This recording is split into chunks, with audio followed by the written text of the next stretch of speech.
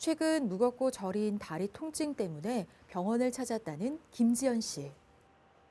8년 전쯤에 제가 동네 병원에서 하지정맥류 수술을 했는데 재발이 돼서 다시 왔고요.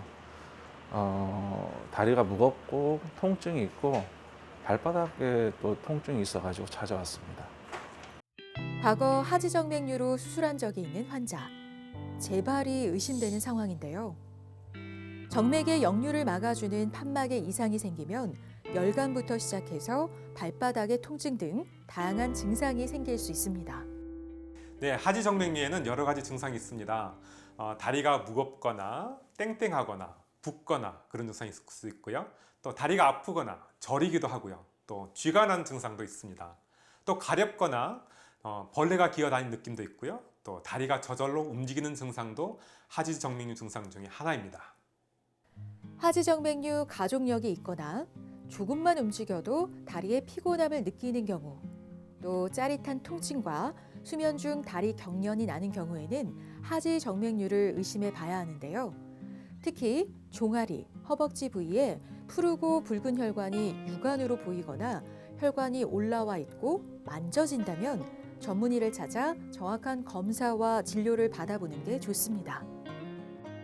지금 가장 불편한 증상이 다리가 무겁다. 네네. 양쪽 다 다리가 무겁다. 네.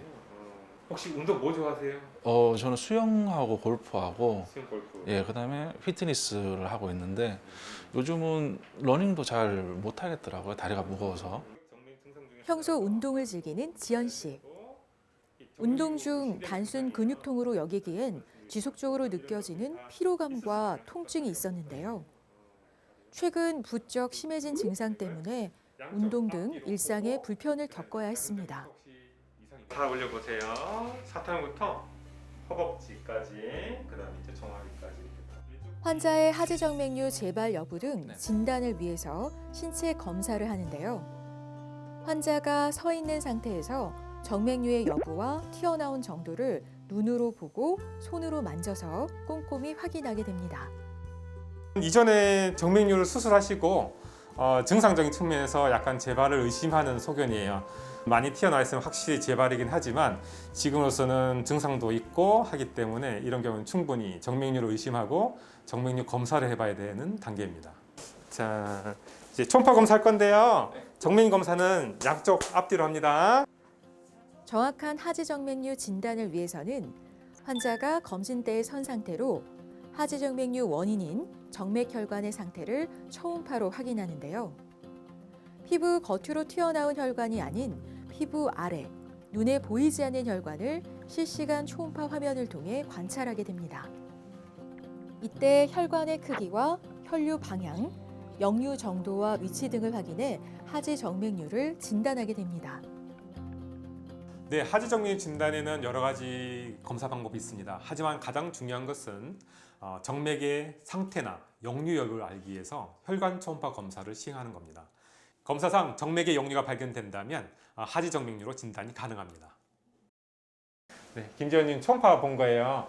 자, 지금 역류 검사는 올라갔다 떨어지는 거라고 하셨는데 이게 지금 길죠? 이게 어느 정도 기느냐? 수치가 3,800 나와요. 그럼 이 수치가 얼마가 정상이냐면 500 이하가 정상 범위예요. 지연 씨의 경우 8년 전 수술 후 다시 증상이 나타난 상황. 하지정맥류는 수술 후에도 다른 부분 정맥에서 발생할 수 있고 수술받은 위치에서 재발할 수도 있어 관리가 필요한데요. 정맥혈이 심장 쪽으로 진행하지 못하고 역류되면 초음파상 파장이 길게 나타나게 되는데 이때 혈액 역류 시간이 0.5초 이상 관찰되면 하지정맥류로 진단하게 됩니다. 네, 환자분 상태는 역류 상태는 우측 소복 정맥은 아까 역류 상태가 한 4초 이상으로 심한 상태이고요. 또 좌측 소복제 정맥 상태도 크기는 작지만 역류 상태도 상당히 심한 걸로 나타났습니다. 여러 가지 논문 보고에 따라 다르지만 약 한 5 내지 10% 정도로 보고하고 있습니다. 하지만 섬세한 정확한 진단과 섬세한 치료, 또 혈관 치료 등을 통해서 적절히 관리를 해주신다면 만족할 만한 결과를 얻을 수 있을 거라고 생각합니다. 하지정맥류는 증상 정도에 따라 3가지 정도로 구분하는데요. 1에서 2mm 이하의 미세한 혈관이 거미줄처럼 보이는 경우를 모세혈관 확장증, 이보다 더 깊은 곳에서 2에서 3mm의 조금 더 굵은 형태로 푸른색 혈관이 보이게 되는 경우를 망상정맥, 마지막으로 3mm 이상으로 혈관 자체가 굵고 울퉁불퉁 튀어나온 듯한 형태를 보이는 걸 정맥류라고 합니다.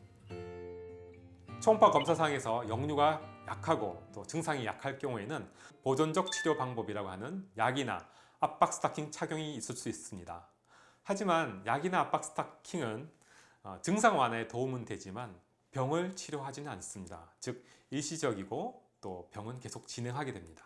방치하게 되면 하지정맥류도 심하게 되고 또 합병증인 다리 부종, 피부염, 피부 변색, 궤양, 그리고 혈전 및 생명에 심각한 폐색전증을 유발하기도 합니다. 하지정맥류는 저절로 자연 회복되지 않고 계속 진행하는 질환으로 방치하게 되면 울퉁불퉁 튀어나온 혈관 때문에 미관상 보기 싫을 뿐 아니라 심한 경우 만성 부종과 피부 착색, 궤양이 생겨 치료가 더디고 복잡한 만큼 초기에 적극적인 치료가 필요합니다. 아쉽지만 고장난 판막이나 늘어난 정맥은 원래대로 돌아오지 않습니다. 단지 역류 있는 혈관을 막아서 역류를 없애고 기존에 있는 혈관으로 혈액이 더 잘 올라가게 해주는 방법입니다. 고장난 혈관의 위치나 크기, 상태에 따라서 혈관 경화 수사요법과 수술 또는 시술 방법 등 치료 방법이 달라지기 때문에 반드시 혈관 초음파 검사를 시행하여 정확한 진단과 상태를 파악하는 것이 중요합니다.